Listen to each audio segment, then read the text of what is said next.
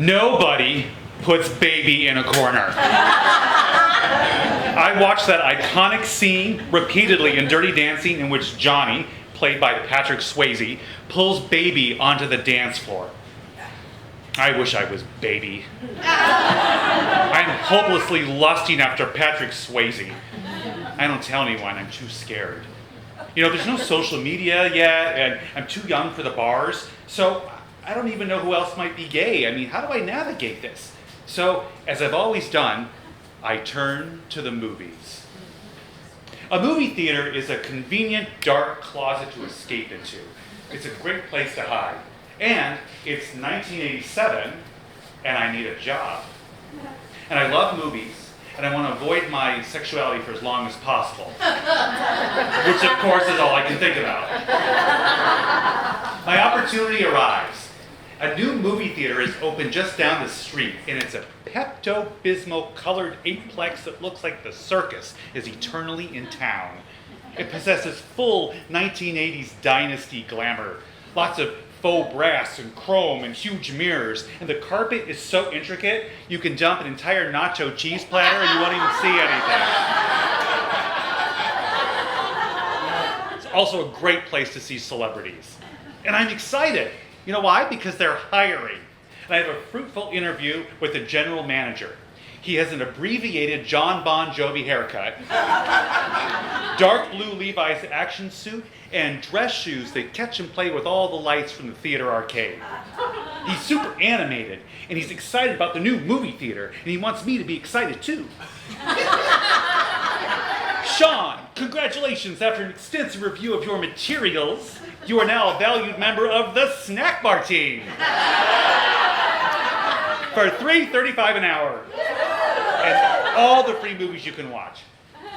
So after excelling at my role as snack bar attendant and my deft handling of A-list movie stars, I'm rewarded with a promotion to film projectionist. No more polyester. I wear a blue suit and a skinny little tie that's the same color as the Peptoplex. And I'm responsible for the on-time starting of 8 films, right? An 8-plex. And I keep them clean at night and I thread them. Okay, so my very first projector, it's my very first time alone doing this. I thread it and I push start and I run down to the theater and stand in the back to admire my beautiful presentation.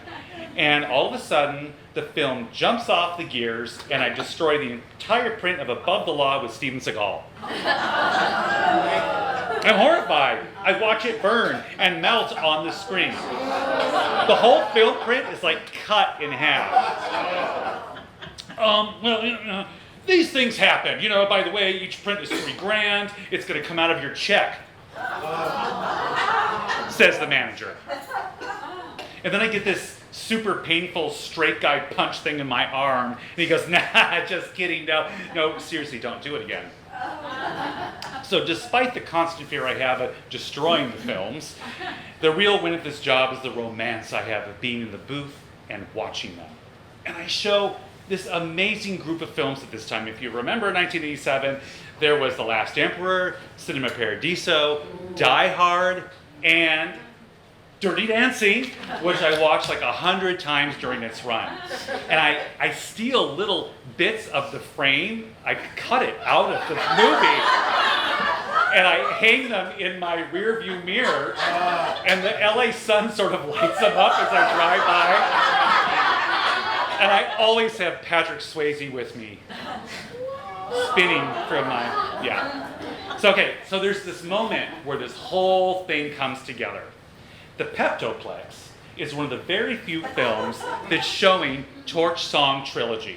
I have no idea what it's about, but from the first frame, I'm hooked. I sit through the entire film with my mouth open, watching it through the tiny projection window.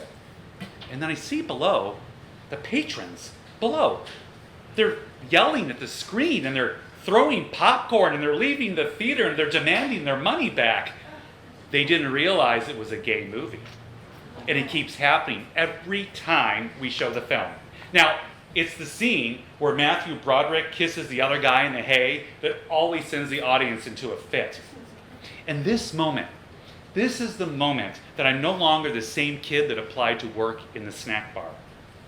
Somehow, the audience having this visceral reaction to gay affection wakes me up. It scares me. It makes my life real. Gay love has power. Gay love and connection are real and possibly dangerous. A gay kiss can cause a riot. Oh, wow, I am totally turned on by this film and scared out of my mind.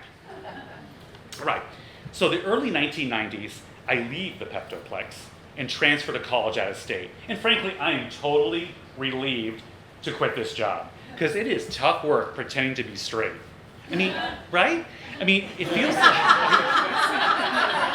feels like there's a gay you, like another you, just like under your skin all the time, trying to get out. And it's really painful.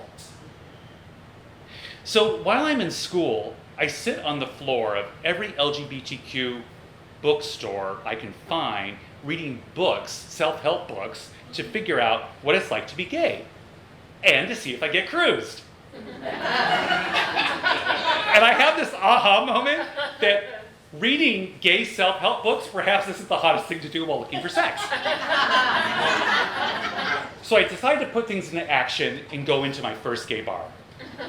I enter the bar. Everyone stares at me and then looks away. No one seems to care, which is kind of comforting. I mean, the sky didn't fall. And I'm dazzled by this disco ball that's in the shape of cowboy boots, just spinning. And I style my hair into a Caesar hairdo. And I have pride rings, if anyone remembers those, and knit vests from Structure. I dance with my right hand in the air and a drink in my left. And the bar shows a film on the wall, and I'm so glad it's not me showing it, because I'm looking for my own personal Patrick Swayze. When I come back for a visit, I make a special trip to the Peptoplex to see the gay-themed Philadelphia. My old co-workers are still there. The general manager, his shiny shoes, everyone. But I changed. The manager sees me and says, "Whoa, boy, you've gotten ballsy." It's true.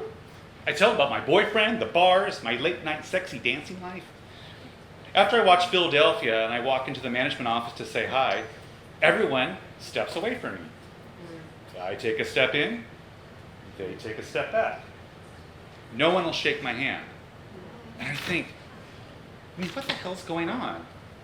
Oh, then it dawns on me. Just like some of the characters in Philadelphia, they all think I have AIDS, because all gay people have AIDS. The more I try to be friendly, the more distant they get and the faster they leave me. So this is 1993, and it is the dark ages of social networking and information revolution. And for better or worse, people knew less. The romance of nostalgia for my cinema days was over, just like that, the end. I adjust my gay pride rings, and I run my hands over my hair in the shiny lobby mirror and push my way through the multiplex doors. I literally leave the closet behind, because nobody puts baby in the corner.